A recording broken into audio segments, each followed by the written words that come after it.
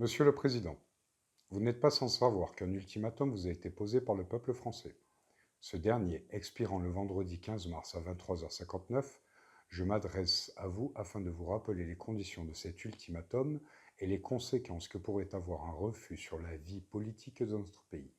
Il est aujourd'hui très clair que vous n'êtes pas en capacité de comprendre ce qu'il se passe dans notre pays. Depuis le 17 novembre, date du début de ce soulèvement populaire exprimé à travers la colère des Gilets jaunes. Je m'adresse à vous en qualité de marcheur du RIC. Ayant parcouru notre beau pays à pied, j'ai eu l'incroyable chance de pouvoir rencontrer des centaines de Français et l'immense privilège de bénéficier de leur hospitalité et fraternité.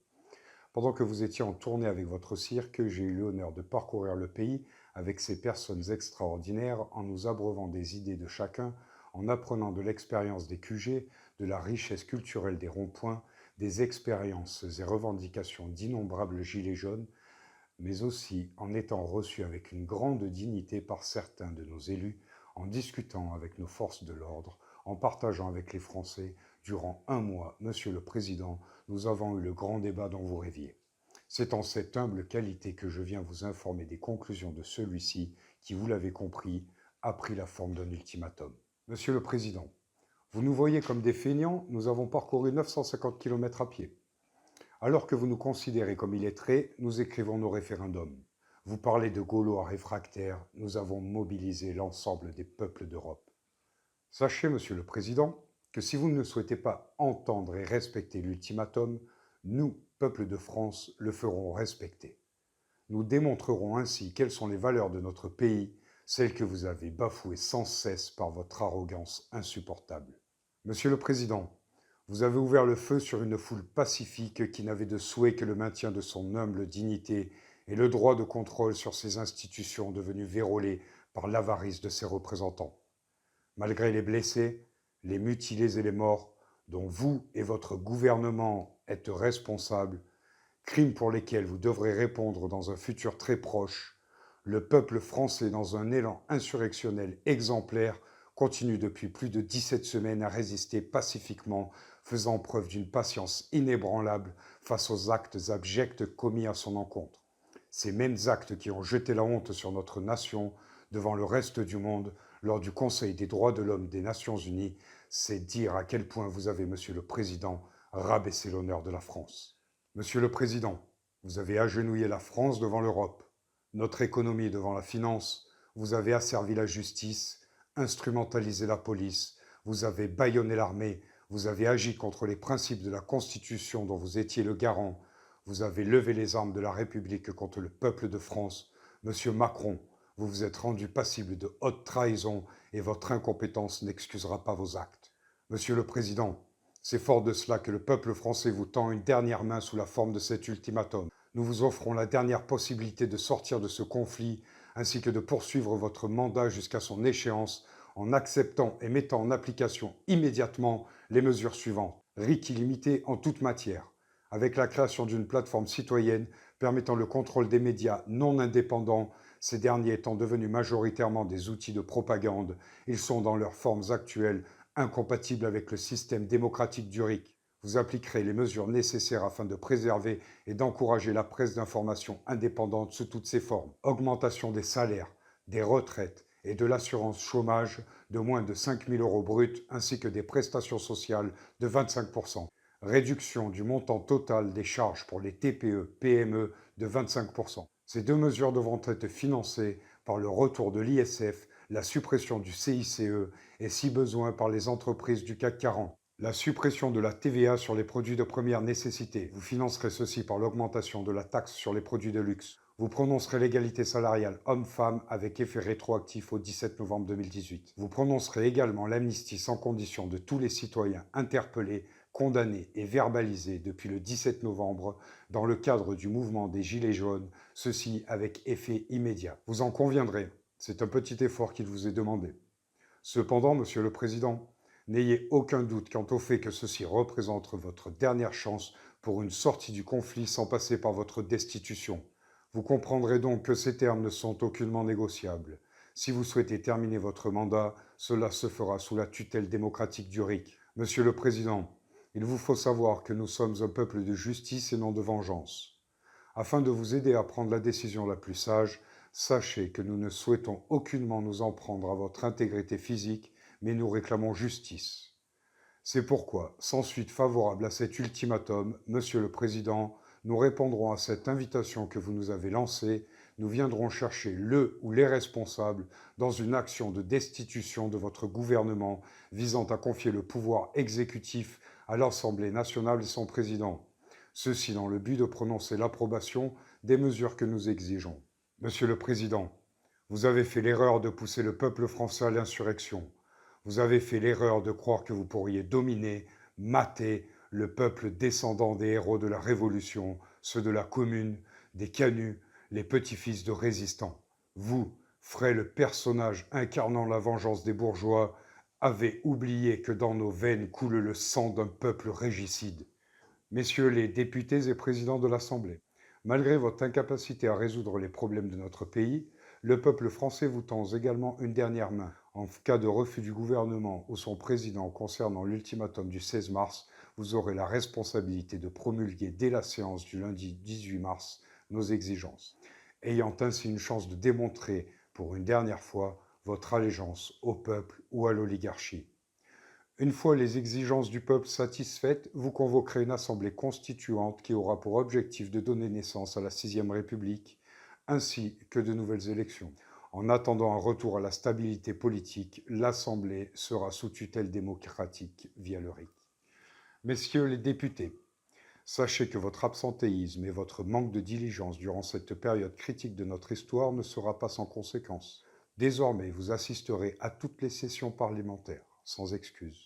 Il est l'heure pour le peuple français de reprendre le contrôle sur sa classe politique. Vous serez désormais contrôlés, vos privilèges seront réévalués et vous serez destitués pour vos manquements. Le peuple français n'a été que bien trop patient avec vous et se refuse désormais d'accepter vos trains de vie indécents, votre irresponsable manque de rigueur et votre complaisance face aux lobbies qui ont conduit notre pays à la crise qu'il traverse aujourd'hui.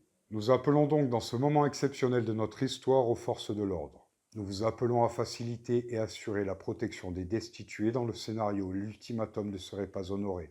Nous vous appelons à tout mettre en œuvre pour assurer la détention du président et de son gouvernement dans les buts de le présenter à une justice souveraine. Nous vous invitons à faciliter l'arrivée des manifestants à Paris. Nous sommes conscients que nombre d'entre vous supportent notre cause, que nombre d'entre vous sont favorables au RIC pour réformer vos institutions, que nombre d'entre vous ont à subir l'incompétence de nos élus et dirigeants. C'est pourquoi en ce jour historique du 16 mars, nous, le peuple, comptons honorer la mémoire de nos ancêtres de la Révolution. Nous gardons dans nos cœurs l'espoir que vous aussi honorerez la mémoire de nos ancêtres de la Garde qui, en 1789, refusèrent de faire feu sur la foule, partis à Versailles destituer son monarque. Cette anecdote, croyez-le bien, est le seul argument que nous avons auprès de nos parents, maris, femmes et enfants, à l'heure de quitter nos foyers en préparation du 16 mars. Travaillons ensemble pour mettre aux arrêts les organisations criminelles politiques de notre pays, plutôt que de s'entretuer entre frères et sœurs. Je ne crois pas que ma mère serait fière de voir ses 3 enfants s'entretuer pour ces criminels, et pourtant le 16 mars, nous serons face à face si nous ne décidons pas d'être main dans la main. Nous appelons la police de l'air et des frontières à clôturer le territoire pour les élus de la République à l'expiration de l'ultimatum si ce dernier reste sans réponse. Nous appelons les forces armées à ne pas intervenir en faveur du gouvernement dans le processus de destitution. Nous ne souhaitons ni le pouvoir ni la fin de la République. Notre seul souhait est de remettre M. Macron et son gouvernement dans les mains d'une justice souveraine. Notre nation ne sera pas en péril le 16 mars, bien au contraire. Forces de l'ordre et militaires de tout rang, sachez qu'aucune institution ne sera écartée durant la mise en place du RIC. Nous appelons également les forces de l'ordre à faire preuve du plus grand discernement. Plusieurs actes sont organisés dans Paris en ce jour du 16 mars et le week-end du 16 et 17 mars. Nous nous préserverons de gâcher les festivités organisées et comptons sur votre rigueur pour y appliquer la juste réciprocité. Je pense notamment à la marche pour le climat ou à l'arrivée des marcheurs du RIC qui, après 950 km parcourus, termineront leur marche à Paris le 16. J'invite par ailleurs la ville de Paris à leur préparer un accueil historique à la hauteur de ce qu'ont accompli ces héros. Nous souhaitons que ce jour soit un jour d'unité et de cohésion nationale. Nous ne souhaitons aucunement engager le contact avec les forces de l'ordre. Notre objectif est tout autre. Nous appelons à ceux qui iraient à Paris dans le but de se défouler contre les forces de l'ordre, de canaliser leur colère en gardant leur combativité. Le week-end sera long et nos institutions bien défendues. C'est pourquoi nous appelons à ne pas créer de tensions ou d'altercations non nécessaires avec les forces de l'ordre. Il est de notre devoir de laisser une chance à la cohésion nationale. Cependant, aucun obstacle ne peut et ne doit se mettre en travers du peuple français et de sa destinée. Françaises, Français, une fois de plus, il est l'heure pour nous de nous lever et d'assumer la glorieuse responsabilité historique laissée en héritage par nos ancêtres. Il est de notre devoir d'être à la hauteur des espoirs qui sont placés en nous. Au-delà de nos frontières, nous incarnons l'espoir d'une nouvelle chance. Nous incarnons une fois de plus, nous, le peuple français, l'opportunité d'un nouveau monde. 200 ans après la Révolution, nous avons une fois de plus ouvert une brèche dans l'histoire de notre civilisation. Nous avons créé le contexte nécessaire pour donner une nouvelle leçon de dignité aux classes dirigeantes mondiales. Une fois de plus, nous nous devons de combattre le despotisme et présenter devant la justice les usurpateurs de notre souveraineté. Nous n'aurons peut-être pas une seconde chance d'en finir avec ceux qui, par sentiment de supériorité, vivent au-dessus des lois et au-dessus de nos moyens. C'est pourquoi nous appelons chaque portion du peuple à se lever d'un seul homme, afin de destituer les usurpateurs, de reprendre le contrôle sur nos institutions et notre destinée. Nous appelons chaque guerrier à se libérer du piège de sa zone de confort. Nous appelons chaque révolutionnaire à se manifester une bonne fois pour toutes, chaque citoyenne, chaque citoyen qui un jour s'est retrouvé perdu à rêvasser de la manière dont il pourrait changer le monde, à participer à ce combat en apportant sa cause, à faire de son message un étendard et de le porter fièrement et dignement durant celle qui devra être la dernière bataille que le peuple de France ait à mener contre ses gouvernants.